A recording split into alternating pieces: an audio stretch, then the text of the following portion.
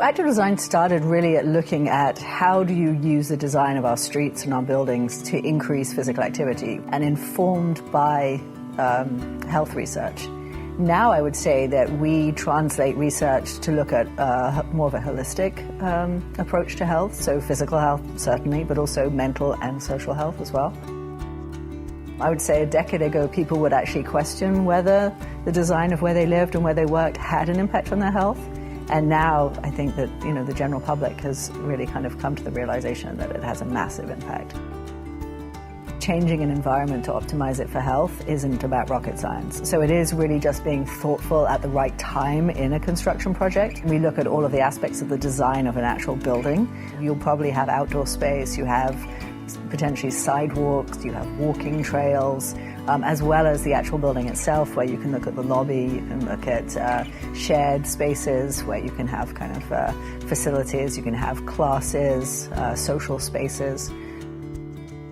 I mean, it is remarkable the number of people, especially seniors, who end up not leaving their apartments in a given day.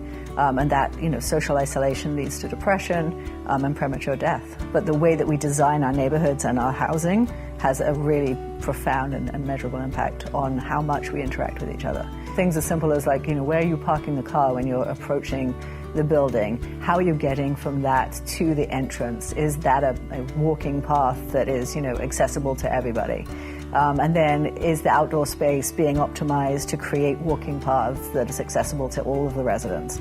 Are you creating kind of meeting spots at the far end of the garden, so you're encouraging people to walk down the garden and then to socialize with each other? So not just the physical activity, but the social as well. Community gardens are actually one of our favorite because they touch all of the health outcomes. So the physical, the social, and the mental. So I think it isn't that any of these things haven't been done before, but it's just understanding the impact that they have. When you actually start looking at the health research behind the impact, I think that's when it really gives people confidence that it's actually going to be something that as a developer you should invest in, because it is going to have these multiple benefits to your residents. We were looking at how do we go from having one or two housing developers that we work with and kind of provide technical assistance in New York City. How do we take this national? Who will be our partners on a national level? Who's kind of a leader in this space? And that's how we came to meet with Vitus. The majority of housing is really existing housing, and so to be able to work with Vitus and really look at how do you take existing buildings and how do you renovate them in order to provide the optimum health promoting environment was essential. We didn't know how to do it before we started working with Vitus, so it was very much a partnership on, this is what we know to be health promoting, what is possible? What is possible within this scenario?